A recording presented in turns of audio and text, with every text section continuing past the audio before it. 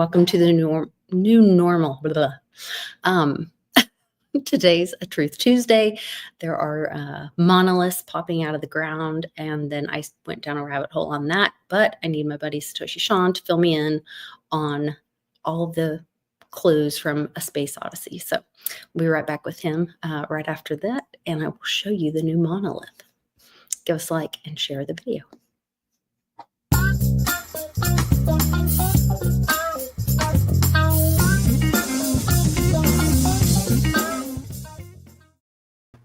Welcome back. Happy Tuesday. Hello. How are you doing? I'm good. I was doing a lot of work on my online store today, catching up, knocking prices down and putting a new sale out. And Charlie was packing stuff up. We had a bunch of stuff to sell over the weekend. But I did catch a little bit of news. And it started, of course, when I see one thing, then I start thinking there's comms everywhere. And I actually saw something because you know a lot about movies. So I wanted to kind of pick your brain on this. There's this new TV. And what I immediately thought of was that dun, dun, dun, dun, where the monkeys are all around from Space Odyssey. That's exactly what this looked like to me, where these men are all standing around taking a video of this $1 million TV. I remember this. Is this old? Yeah. So this isn't a new sighting then? No. Okay. So I had seen this and I thought, oh, well, then I was just trying to find images for thumbnails and stuff. And it took me down and I would put monkey monolith images. And then it was like, oh, that's a Kubrick movie. And I was like, oh my gosh, he's popping up in my conversations more and more. And I didn't realize these were all these Stanley Kubrick movies. Like I said, I don't have a lot of knowledge about movies and all that stuff. Also, he just straight up said that he faked the moon landing. Oh, I didn't know that was a tie of that too. Okay, so then I started looking for monolith images, and it starts popping up that all these monoliths pop up in these weird places. I didn't realize there were so many. Mysterious monolith appears in Vegas. This one appears in Utah. I went to this one here. I went to this one there. And then there was a guy on Instagram. Make sure you guys can hear this. Let me know if you can hear that. Are you able to? Yeah, it says mute in the corner. Oh, I speak English anyway. You have to read it. Yeah. But it talks about the who left this monolith. What does it symbolize? Maybe it was an advanced civilization guiding humanity, or perhaps watching over us whenever we take an evolutionary step.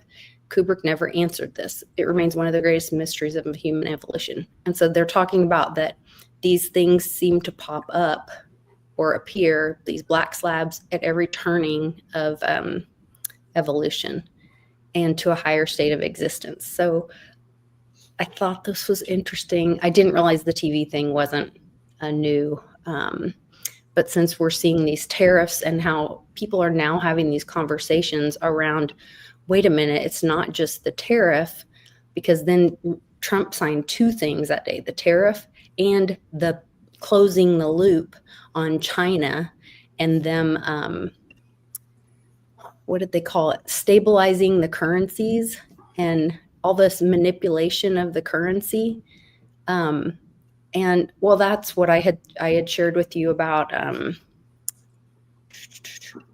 once again, little Judy Shelton is posting saying, and now they need to stabilize their exchange rate with the dollar. Currency shifts can overwhelm tariffs. What's the point in trying to finesse tariff rate between countries when the whole effort is foiled by the unfair pricing and trade impact of currency depreciation relative to the dollar? So I thought this was really interesting. This guy, person 589 Bull, has been having some really interesting posts about why countries manipulate their currencies, basically, especially countries like China who have, like human slavery. They're fine with mistreating their people and whatever. So it doesn't matter to them that they manipulate their currency because they're able to have cheap currency, means competitive exports. It brings on the manufacturing in. Bring the U.S. dollars go further. This is talking about in Vietnam, but you could replace the word Vietnam for China or whatever country is doing this. And so they use this as a strategy. So that's where Trump was saying, okay, not just the tariff, but you have to. So he's saying they've got to fix it. And only China can do that because they can't manipulate their currency. This is my understanding of this. And I know I just went on a total rant there, but I was wondering if you saw that coming together, and maybe go back to the Stanley Kubrick and the Space Odyssey movie. Well, I think Vietnam is going to explode, like economically now. That surprised me. Like I told you, that they were one of the first. Like Israel was the first because they want our boys to go die. So they're gonna, they're on board with whatever if we blow up Iran. But Vietnam, it was. I mean, Vietnam's its own country. It's very independent. It's very itself, but it's it's under the communist umbrella of China. It's like it's like extended family. So the languages are similar, the culture is similar, but it does stand on its own. But the fact that they just basically, I thought honestly that China, the European Union, all it was going to kind of was going to consolidate against the U.S. Well, it looks like the EU, I mean, there was a panicky, that EU prime minister lady saying how like they have to all get together and whatever. Yeah, that's what, and that's like it's like it's from a movie, like you're always talking about. It's like you've destroyed the only thing that could have saved you. That's what literally they could have beat us.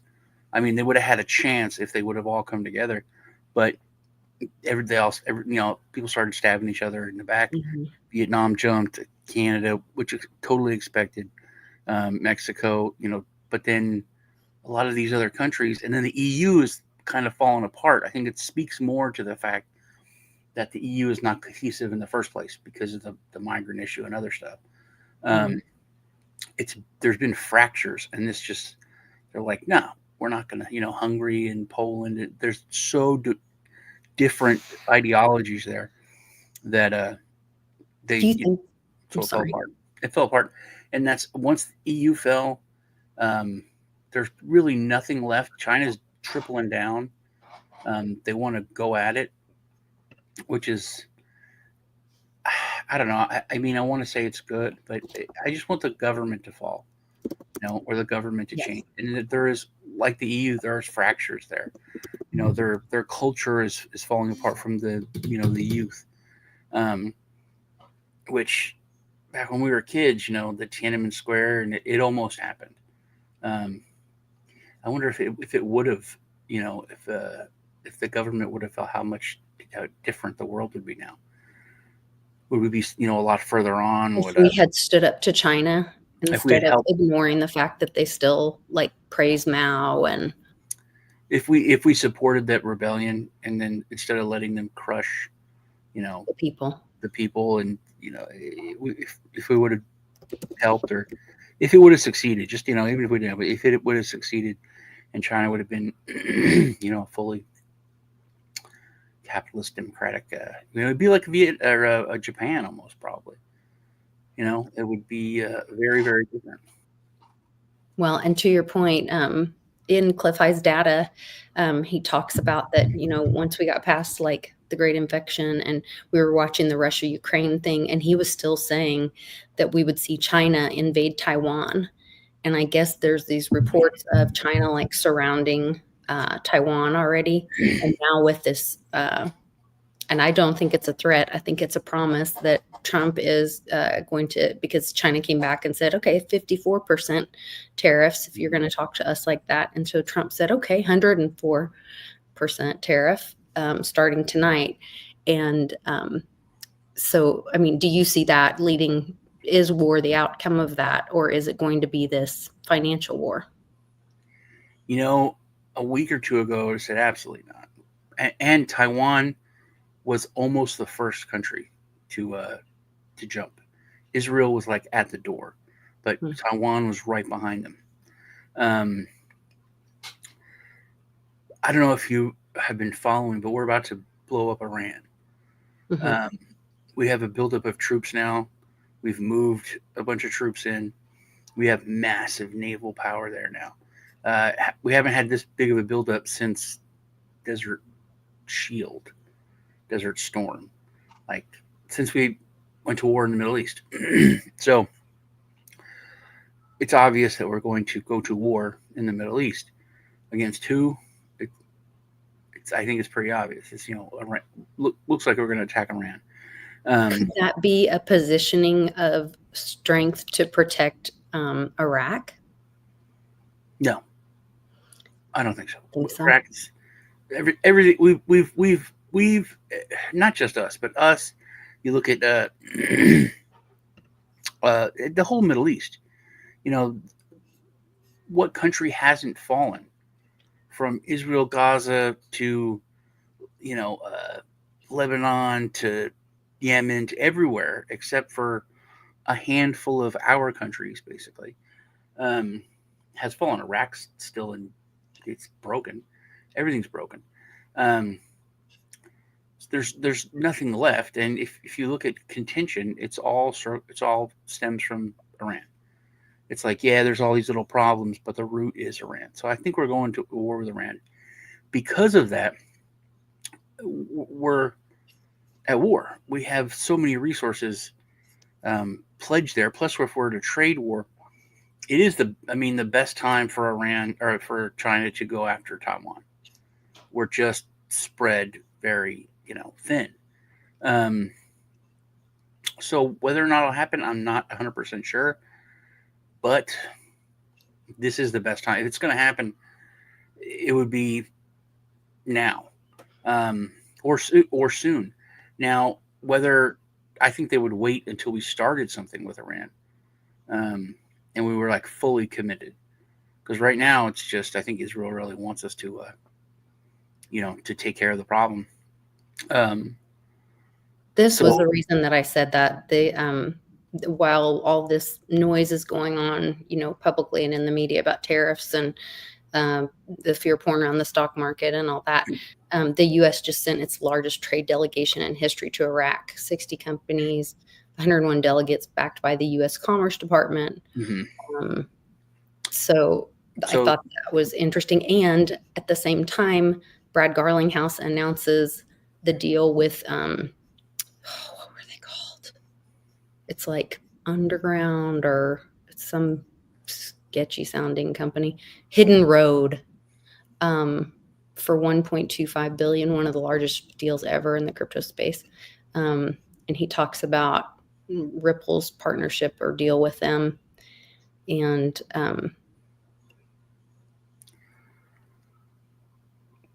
what that will do. I think when it comes to, I think you're going to see anything in the Middle East, it's going to be stuff like Iraq. It's going to be, hey, we're the U.S. government. We're here to help. Because I think we're going in there and going to, we're going to kick that hornet's nest again, like we did, a few times in the past 20 years. We'll see. We'll see what happens. I mean, war is never good. It's a bad thing. But as far as China hitting Taiwan, yeah, this would be the time to do it. But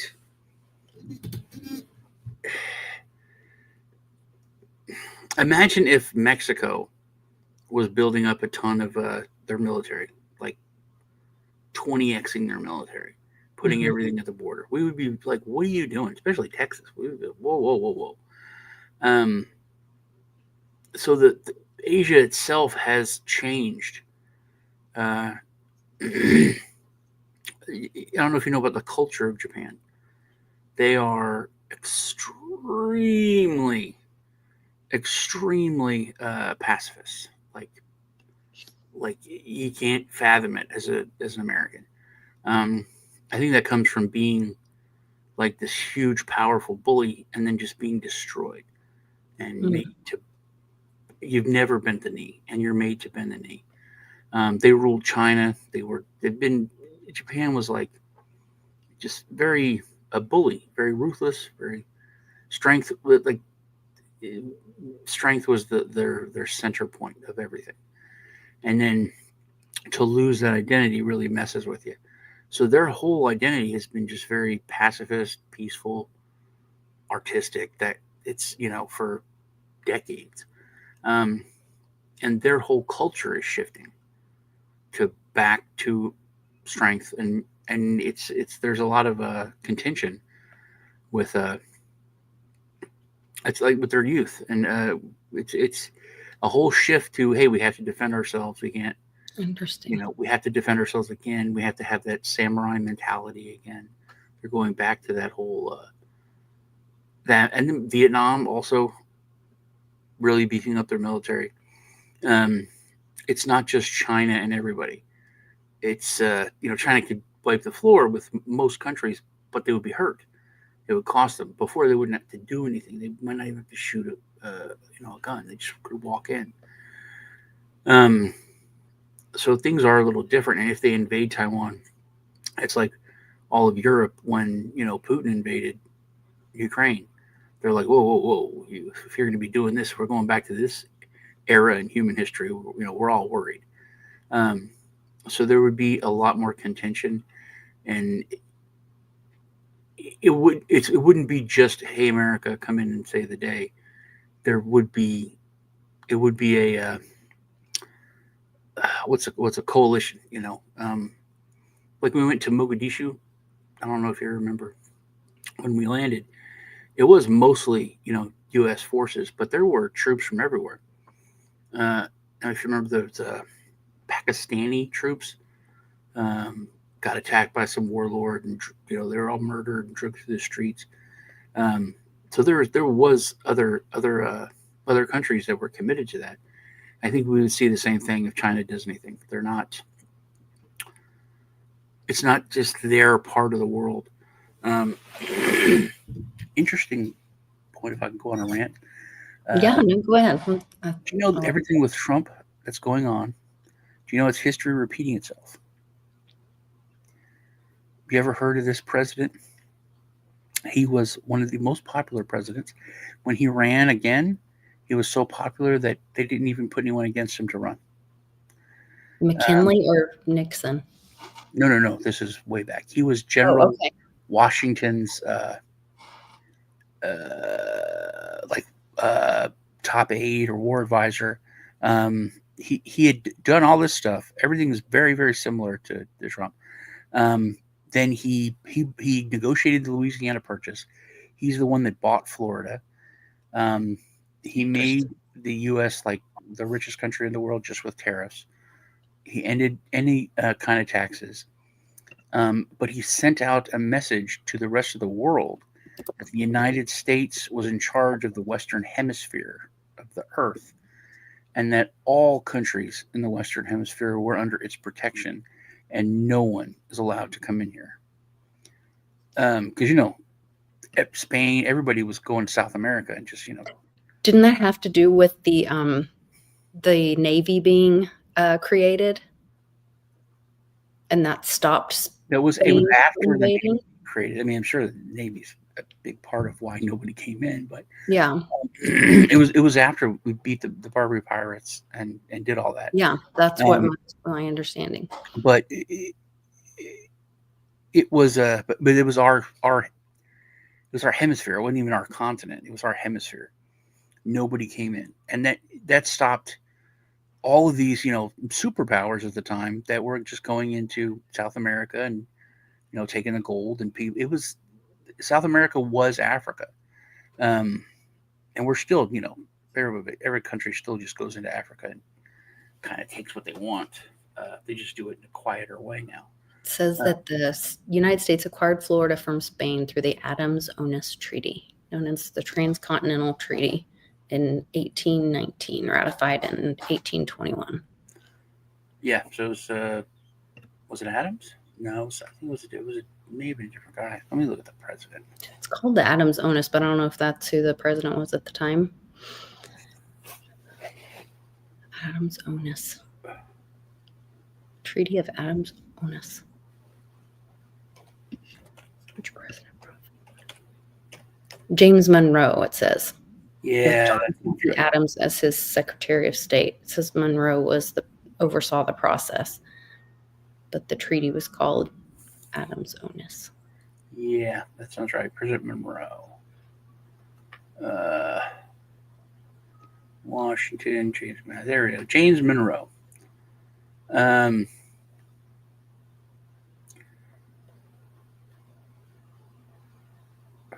See, this says, why did the British?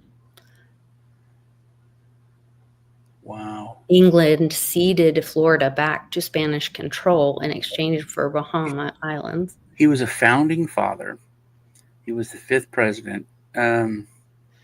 He was president for almost 10 years. He was the last founding father to serve as president, as well as the last president of the Virginia dynasty. He was a member of what party? What party do you think? The Democrat Republican. The Democrat Republican back party. when it was the same. Yeah. Yeah.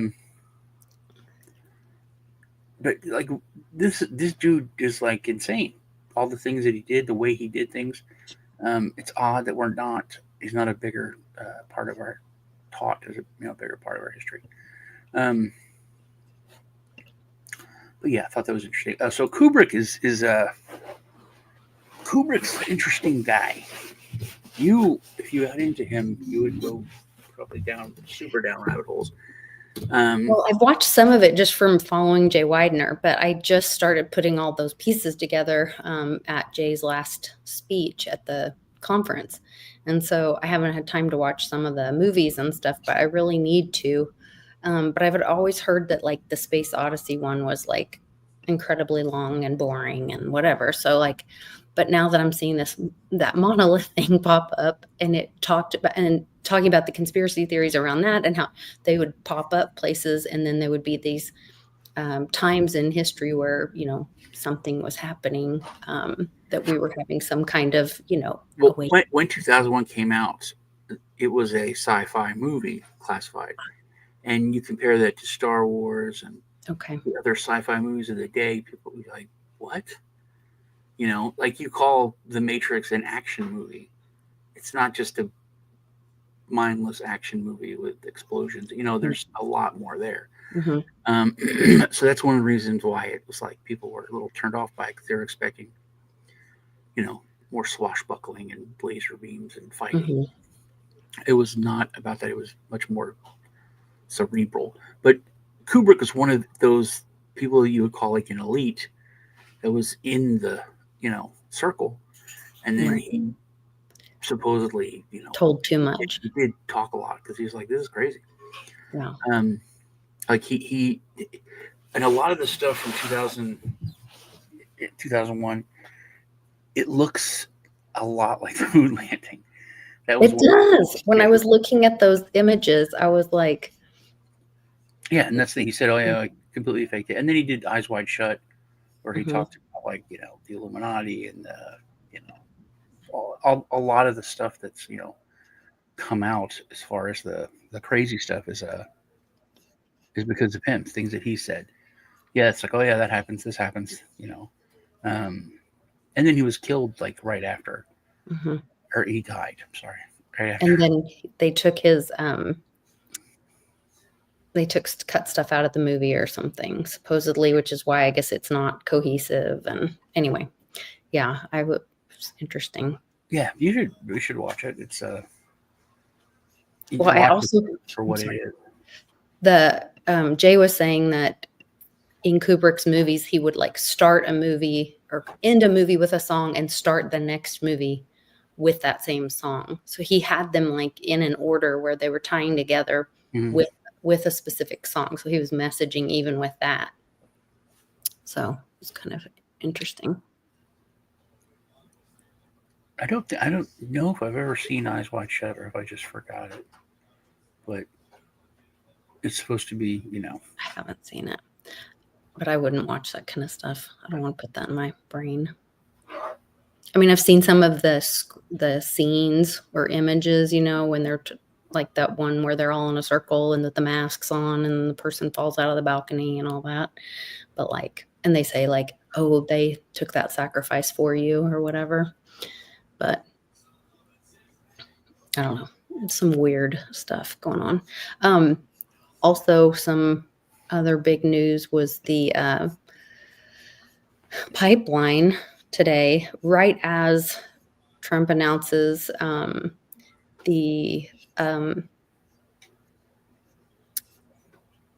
is it? Here it is. The 104% tariff and other things on China. And I remember, I think you were one of the people that were telling me about these Chinese camps that were popping up on the border, on the Canadian border and all this. Very interesting and I don't know that one has to do with the other, but interesting that then the Keystone Pipeline blows a gasket near Fort Ransom, North Dakota. Mm-hmm. Quite interesting. And well, we talked about this a long time ago, but I told you that if we ever had like a war with China, and even a tension, I mean, where people are shooting at each other, that kind of thing, China will go under so fast. Because if we're at odds, not even if there's not even a full declaration, but if they're a full on enemy, which they are, they're so weird, like our biggest trading partner, and they're also our enemy. But if they become 100% enemy, like none of our allies will be like, hey, if you do business with our enemy, we're going to cut you off. mm-hmm. So their whole economy is Chinese people don't buy shit. They didn't know who SpongeBob was, and they were making that SpongeBob stuff for decade. Trump was saying they have a $1 trillion